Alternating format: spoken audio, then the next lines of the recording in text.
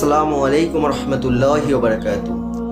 মহান রব্বুল আলামিনের দরবারে লাখ কোটি শুকরিয়া আদায় করি। মহান রব্বুল আলামিন সুস্থ রেখে আপনাদের সামনে এসে কিছু কথা বলার তৌফিক দান করেছেন, এর জন্য শুকরিয়া দান আলহামদুলিল্লাহ। আপনারা সবাই কেমন আছেন? সুপ্রিয় দর্শক, আপনাদের দোয়ায় ও মহান রব্বুল আলামিনের অশেষ রহমতে আমি আলহামদুলিল্লাহ ভালো আছি। সুপ্রিয় দর্শক, আজকে আলোচনা করব বান্দার হক সংশ্লিষ্ট হারাম বর্জন নিয়ে। কর্মের ক্ষেত্রে সর্বপ্রথম ও সর্বোচ্চ গুরুত্বপূর্ণ বিষয় হলো ফরজ কর্ম। ফরজ কর্ম দুই প্রকার। ফরজ কর্ম কয় প্রকার ভাই? ফরজ কর্ম দুই প্রকার। সে কি ফরজ কর্ম দুই প্রকার? প্রথম প্রকার যা করা ফরজ, ও দ্বিতীয় প্রকার বর্জন করা ফরজ। দ্বিতীয় প্রকার যা বর্জন করা ফরজ। প্রথমে এক প্রকার যারা করে ফরজ ও দ্বিতীয় প্রকার বর্জন, এটি হারাম নামে অব্যাহত।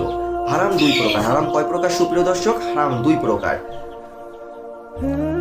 এক প্রকার পৃথিবীর অন্যান্য মানুষ ও সৃষ্টির অধিকার নষ্ট করা বা তাদের কোনো ক্ষতি করা বিষয়ক হারাম, এইগুলো বর্জন করা সর্বোচ্চ গুরুত্বপূর্ণ। আল্লাহ অন্যান্য আদেশ নির্দেশ বিষয়ক হারাম বর্জন করা, ফরজ কর্মগুলো পালন করা, মাকরু তাহরিমি বর্জন ও সুন্নাতে মুআক্কাদা পালন করা, সৃষ্টির সেবা, কল্যাণমূলক সুন্নাত নফল ইবাদত পালন, ব্যক্তিগত সুন্নাত ও নফল ইবাদত পালন করা, এই সকল বিষয়ে বিস্তারিত আলোচনা করব এখন। অবহেলিত কয়েকটি ফরজ ও হারাম। ফরজ ইলম, আকিদা, সালাত, যাকাত, সাওম, হজ, ফরজ পোশাক ও পর্দা হালাল উপার্জন করতে হবে। আমরা হালাল উপার্জন করে অনেক সময় হারাম হয়ে যাই, হারাম খেয়ে থাকি। কষ্ট করে টাকা উপার্জন করে সেটা হারাম হয়ে যায়, কত কষ্টের না ভাই। আসেন, পিতামাতার সন্তান ও স্ত্রীর দায়িত্ব, সামাজিক দায়িত্ব, সৎ কাজের আদেশ, অসৎ কাজের নির্দেশ করি।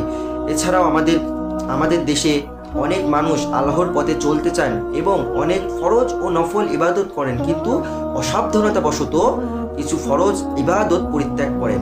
এগুলোর মধ্যে কিছু করণীয় ফরজ ও কিছু বর্জনীয় ফরজ বা হারাম রয়েছে। এখানে জাতীয় কয়েকটি বিষয় উল্লেখ করছি আমি। শিরক, কুফর ও নিফাক।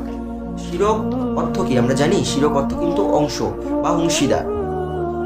আল্লাহর কোনো কর্ম, গুণ, নাম বা ইবাদতের কোনো সৃষ্টির অংশীদার বানানো, তার সমকক্ষ মনে করা, কোনো কিছুকে তার সমকক্ষ মনে করা। ফেরেশতা বলেন, নবীদেরকে মনে করেন বা মানুষদেরকে মনে করেন, কাউকে আল্লাহর সমতুল্য মনে করা যাবে না। এটা সম্পূর্ণই কিন্তু শিরক থেকে আমরা অনেক সময় অনেক দরবারে যে দেখি যে সেজদা করা, ইবাদতের ক্ষেত্রেও কাউকে সেজদা করা যাবে না। খুব সাবধানতা বশত করতে হবে। কোনো দরবারে যে যদি আমরা কাউকে সেজদা করে ফেলি তাহলে কিন্তু সেটা শিরক। আল্লাহ তাআলা বলেছেন শিরকের গুনাহ বাদে সমস্ত গুনাহ কিন্তু মাফ করে দেবেন, কিন্তু এই শিরকের গুনাহ খাস তওবা না করলে মাফ করবেন না। কুফর অর্থ অবিশ্বাস। তাওহীদ, রিসালাত বিষয়ক ঈমানের কোনো বিষয় অবিশ্বাস করা কুফর। শিরক ও কুফর পারস্পরিক জড়িত ও বিচ্ছেদ্য।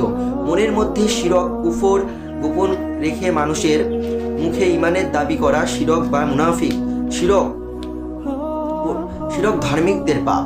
দেখেন, আল্লাহর কোনো ধর্ম, গুণ, নাম নিয়ে কিন্তু কেউ শিরক করতে পারে। এছাড়াও দেখেন ধার্মিক মানুষের ধ্বংস করতে শয়তান মূল অস্ত্র পাঁচটি: শিরক, কুফর, বিদআত, হিংসা, বিদ্বেষ ও বান্দার হক মেরে দেওয়া। এর মধ্যে প্রথম চারটিকে শয়তান একেবারে ধর্ম লেবাস হিসেবে পেশ করেছে।